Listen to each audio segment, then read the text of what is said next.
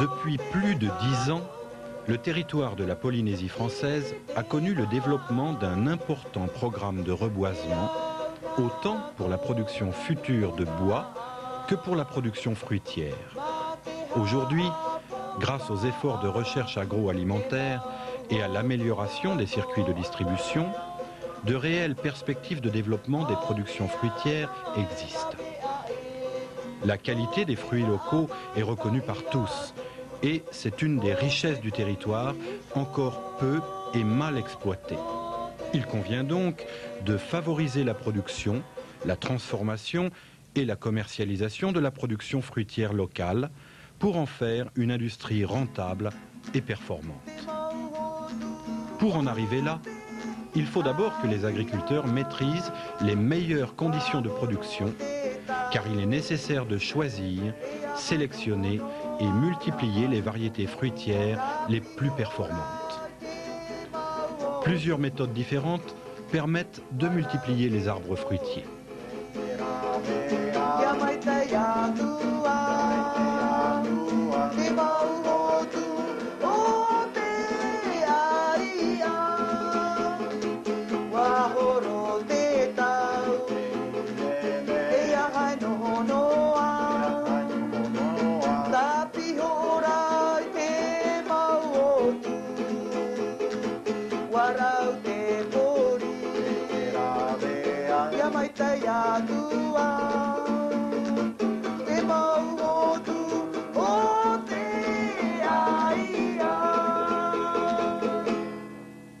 Nous allons voir quelles sont les différentes techniques permettant de multiplier les arbres fruitiers.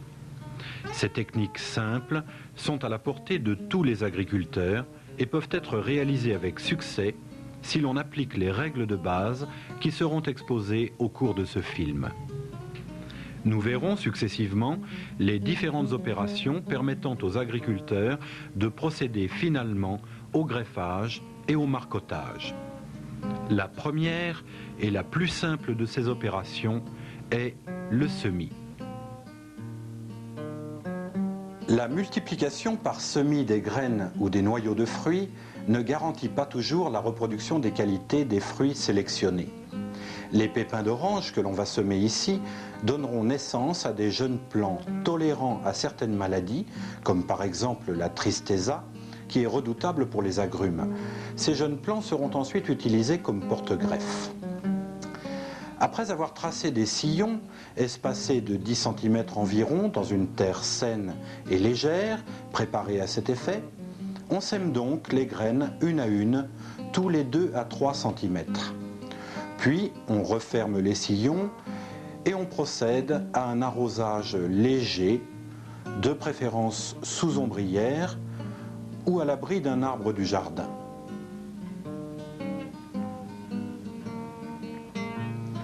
Trois à 4 semaines après le semis, la germination se produit et il faudra veiller à protéger et arroser les jeunes plants pendant plusieurs mois avant de procéder à leur transplantation en sachets individuels. Après avoir bien humidifié la terre du bac à semis, on déterre soigneusement chaque plant et on procède à ce qu'on appelle l'habillage du jeune plant. Opération qui consiste à supprimer une partie des feuilles et des racines pour faciliter la reprise et la vigueur du plant que l'on va repiquer.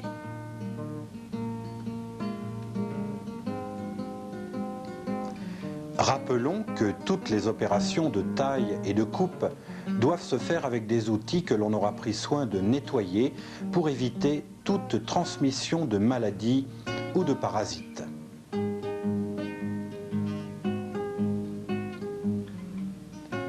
Après avoir bien humidifié la terre des pots individuels, les jeunes plants habillés vont être repiqués. Cette opération, contrairement à ce que l'on voit ici, doit se faire de préférence à l'ombre.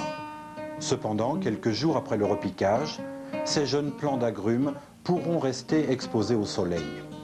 On n'oubliera pas de les arroser périodiquement pendant les quelques 6 mois nécessaires à leur croissance pour pouvoir les utiliser comme porte-greffe.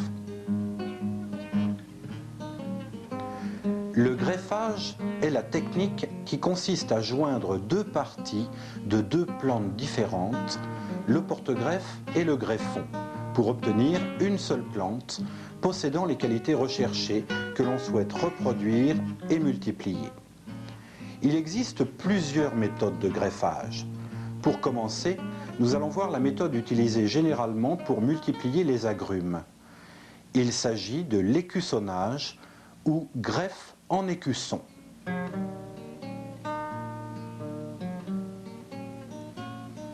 Après avoir choisi une baguette de greffon sur l'arbre dont on souhaite reproduire les qualités, on procède à l'habillage de cette baguette de greffon. On habille également le porte-greffe de manière à bien dégager la portion du tronc où l'on va effectuer la greffe.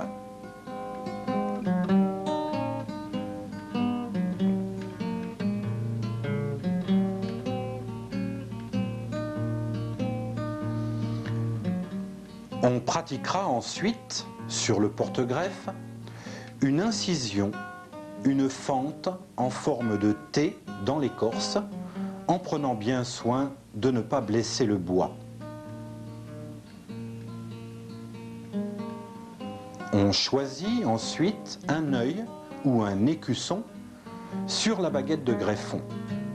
Chaque bourgeon, chaque tige est un écusson que l'on prélève avec un peu de bois et que l'on va insérer dans la fente du porte-greffe.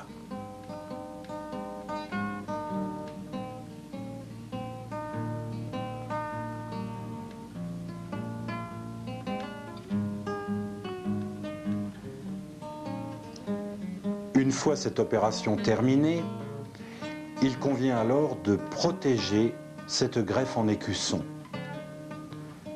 On effectue donc une ligature. Ici, on utilise une bande élastique munie d'une épingle appelée vitagreffe. On trouve ces vitagreffes dans les magasins spécialisés.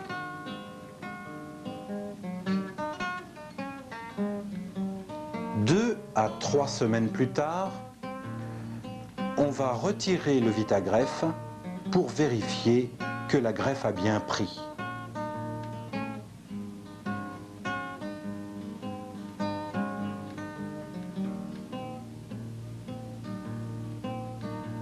Il faudra alors procéder à l'étêtage du porte-greffe, opération qui consiste à couper la tige maîtresse de ce porte-greffe, une dizaine de centimètres au moins au-dessus de la greffe.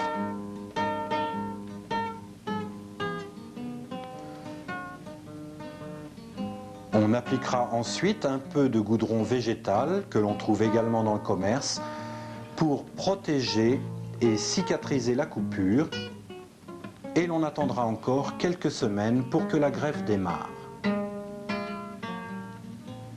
Quelques semaines plus tard, la greffe en écusson a produit une jeune pousse que l'on va tutorer, c'est-à-dire attacher contre le morceau de tige du porte-greffe que l'on a pris soin de conserver. Ainsi, la nouvelle branche sera maintenue bien verticalement dans le prolongement du tronc.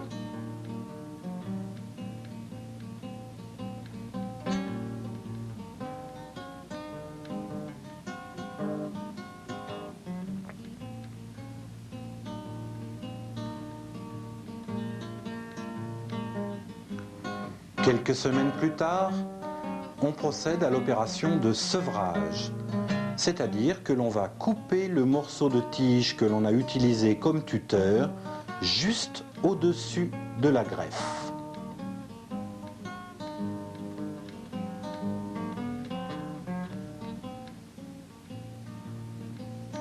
On applique à nouveau un peu de goudron végétal sur la coupure fraîche et la greffe en écusson est terminée. Revoyons rapidement les diverses opérations qui constituent ce type de greffe. D'abord une jeune pousse issue d'une graine, puis 6 mois plus tard, cette jeune pousse est devenue porte-greffe. Quelques semaines plus tard, la soudure s'est faite, la greffe a pris. On procède alors au sevrage, puis la greffe donne naissance à une nouvelle branche que l'on va tutorer au porte-greffe avant de procéder au sevrage. La greffe en écusson est terminée et le plan greffé est prêt à être repiqué en pleine terre.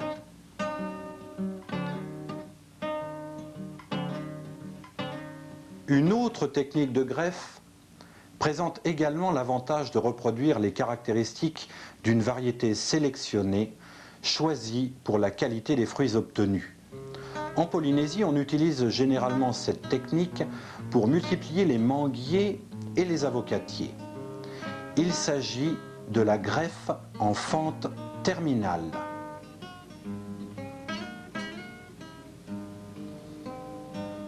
On choisit tout d'abord des baguettes de greffon vigoureuses sur l'arbre dont on souhaite reproduire les qualités.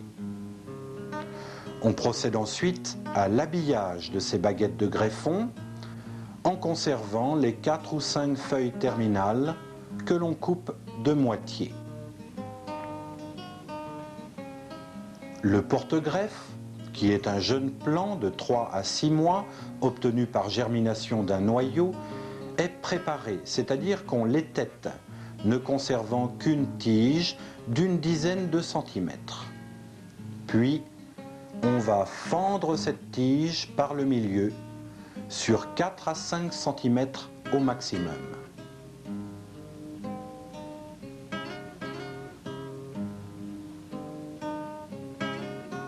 On prépare ensuite la baguette de greffon en effectuant une coupe en biseau suffisamment longue et fine pour pouvoir être insérée dans la fente du porte-greffe.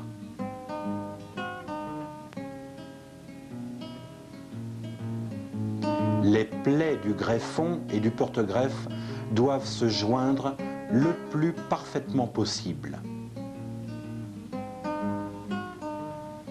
Il convient ensuite d'effectuer une ligature afin de maintenir solidement la greffe en place.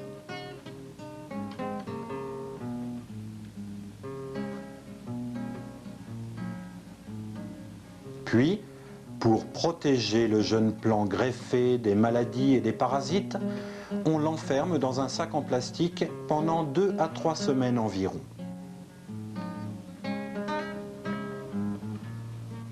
Quand cette période est écoulée, on procède à une vérification. Si la cicatrisation est en bonne voie et si la repousse des nouvelles feuilles se fait normalement, la greffe a réussi. La mise en terre définitive du plant greffé interviendra de 6 mois à 1 an plus tard. Il n'est alors pas rare que, comme nous le voyons ici, la première floraison apparaisse déjà.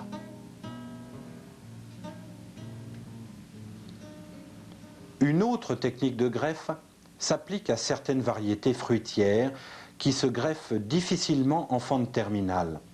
C'est par exemple le cas du ramboutan. Cette technique exige des conditions particulières qui ne permettent pas une multiplication importante. Il s'agit de la greffe par approche.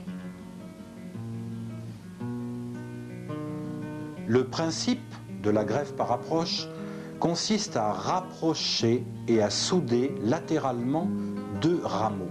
D'une part, le porte-greffe, issu d'une graine âgée d'environ 1 an, et d'autre part le greffon, qui est une des jeunes branches basses d'un plant mère adulte de la variété que l'on souhaite multiplier. L'inconvénient de la greffe par approche est que le porte-greffe doit être hissé au niveau du greffon, posé sur un support, une table, un drum ou une pile de parpaing comme nous l'avons vu ici. Après avoir déterminé l'endroit choisi pour effectuer la greffe, on enlève l'écorce et une partie du bois de chacun des rameaux sur une dizaine de centimètres environ. On prend bien soin de vérifier que les coupures faites sur chaque rameau sont bien jointives, car il faut que les plaies coïncident au mieux afin que la greffe prenne bien. Rappelons de nouveau l'importance de travailler avec des outils en bon état, bien tranchants et bien nettoyés, afin d'éviter toute contamination qui mettrait la greffe en péril. Le plus parfait ajustage des deux rameaux préparés étant indispensable, on ne doit pas hésiter à travailler très progressivement, taillant dans le bois de chacun des rameaux jusqu'à ce que les plaies se joignent parfaitement.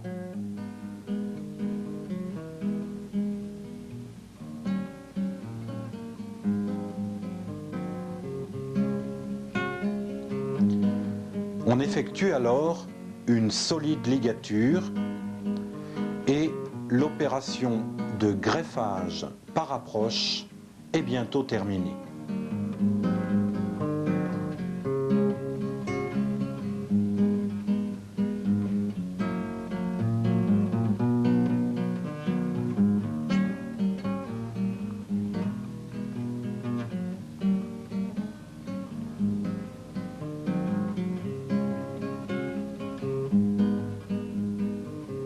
De 2 à 4 mois plus tard, on vérifie que la greffe a bien pris. Et si les deux rameaux sont parfaitement soudés, on pourra procéder au sevrage. On va donc séparer le porte-greffe du plant mère en coupant la branche greffée sous la greffe, évidemment, sans ôter la ligature. Et le jeune plant est maintenant prêt pour la mise en terre définitive.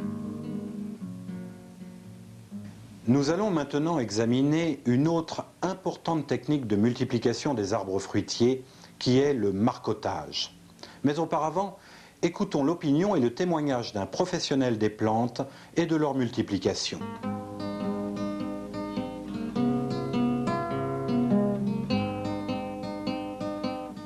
Les différents modes de propagation des plantes, on va donc commencer tout d'abord par le plus classique depuis la nuit des temps, c'est-à-dire le semis. Que ce soit des arbres à fleurs, des herbacées ou des arbres fruitiers. Donc on peut effectivement multiplier une plante par sa graine. Par la propagation du semis, on n'est pas toujours sûr de reproduire les mêmes propriétés du fruit qu'on a mangé. Vous pouvez manger une mangue horipio ici dans cette terre qui est riche en humus, et vous pouvez manger une mangue horipio qui aura poussé peut-être dans une terre un peu pauvre ou dans un terrain sableux. Et ils n'auront forcément pas tout à fait le même goût. La mangue horipio, par exemple, je l'ai choisie exprès parce qu'elle est réputée pour son petit goût un peu sauvage, très parfumé, et auquel beaucoup de gens y tiennent, une chair assez ferme. Donc si effectivement on peut bien reproduire pas mal de plantes par la graine, quand il s'agit des arbres fruitiers, on n'est pas toujours sûr de reproduire les mêmes propriétés, la même saveur du fruit.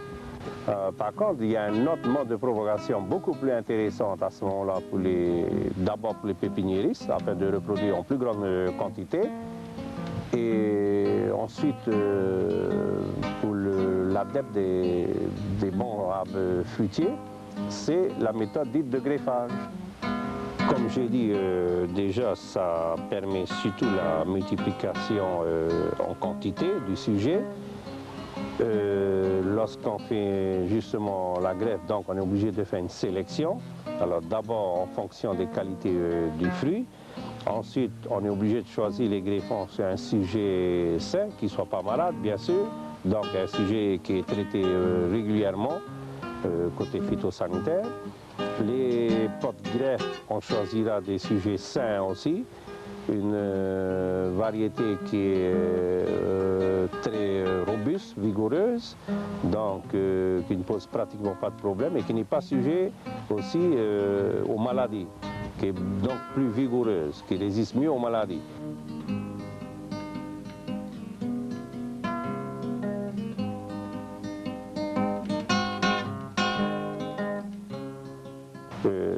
Quand par exemple il y a des adeptes, des fanats des fruits par exemple, qui aiment vraiment les fruits avec toute la propriété, c'est-à-dire la couleur, la fermeté de la chair, la saveur surtout, pour être sûr de reproduire toutes ces qualités-là, donc on fait une sélection à ce moment-là, pas le marcottage. Alors, par marcottage, vous avez vu précédemment, je vous ai montré la technique. Là, on est sûr parce que la marcotte que vous allez détacher de l'arbre, vous êtes sûr qu'il reproduira les mêmes propriétés du fruit que vous avez mangé. Et double avantage, la marcotte aura déjà l'âge adulte de l'arbre. Donc, vous gagnez aussi en temps. Par exemple, je pense aux gens qui ont du 3e âge. Ils vont quelquefois pas attendre 10 ans ou 20 ans pour avoir le verger. Et là, ils veulent avoir, par exemple, en 3 ans un verger. La marcotte est intéressante parce que là aussi, il y a la dimension. Vous pouvez obtenir des marcottes de 2 mètres de haut. C'est comme pour le pamplemoussier, par exemple, ou le rambouton, vous pouvez faire des marcottes de 2 mètres, ou le mailloré même. Donc, c'est intéressant. Alors, vous gagnez du temps. Ensuite, il va, même pas au bout de 2 ans, il va déjà, étant adulte par l'âge, va déjà produire des fruits. Et en plus, avec exactement les mêmes propriétés du fruit que vous avez goûté sur cet arbre-là. Et c'est là, donc, que la propagation par marcotte est intéressante.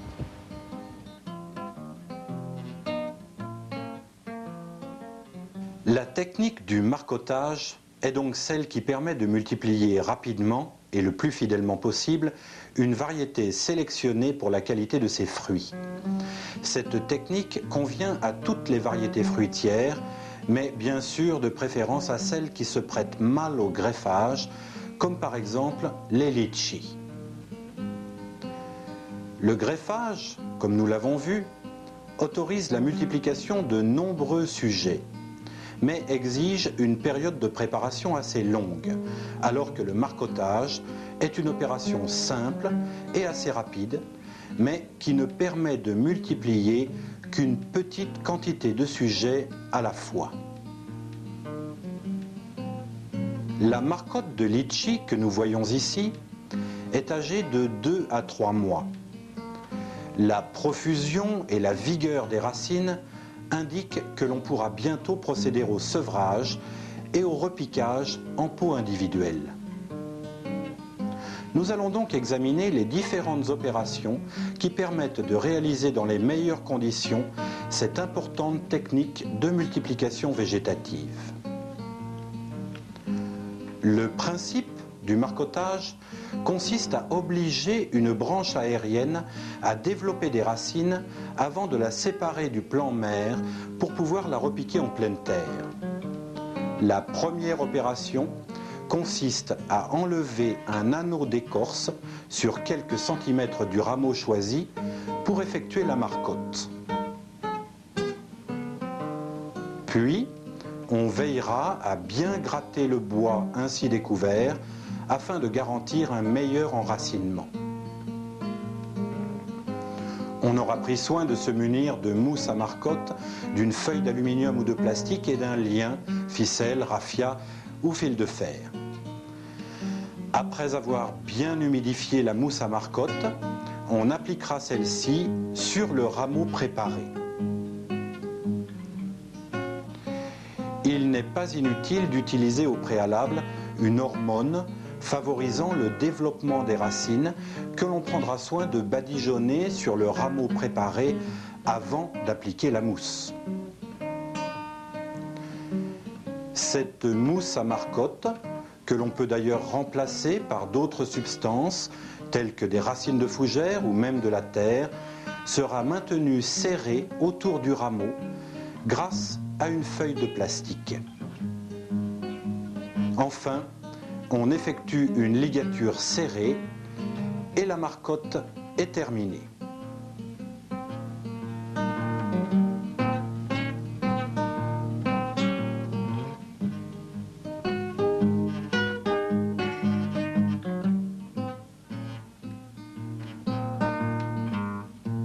On vérifiera périodiquement que les nouvelles racines se développent de façon satisfaisante. Quand celles-ci ont envahi la mousse, comme on le voit sur ces images, il est alors temps de procéder au sevrage.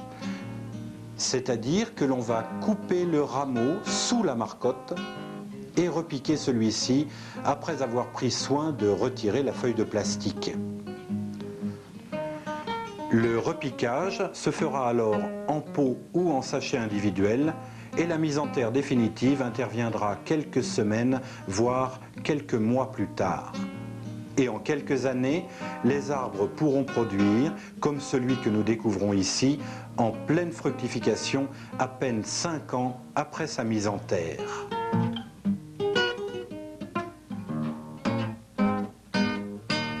Est-ce que la production fruitière en Polynésie française a de l'avenir? Est-ce qu'on peut conseiller à un jeune qui voudrait se lancer dans ce type de culture de multiplier dès à présent toutes les espèces fruitières? Est-ce qu'il a un avenir?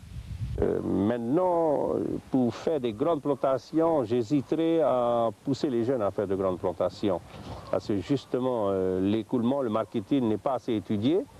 Mais par contre, je serais prêt à leur proposer de faire des plantations à l'échelle familiale. Ce qui leur permettrait donc, dans un premier temps, d'écouler sur place, dans les grandes surfaces. Il ne faut pas oublier qu'il y a les écoles aussi, les mairies. Donc il y a une possibilité quand même, il y a un créneau là qui est possible. Et alors après, si un jour le débouché sur l'extérieur se fait, bon ben là il est facile de développer, d'agrandir sa plantation.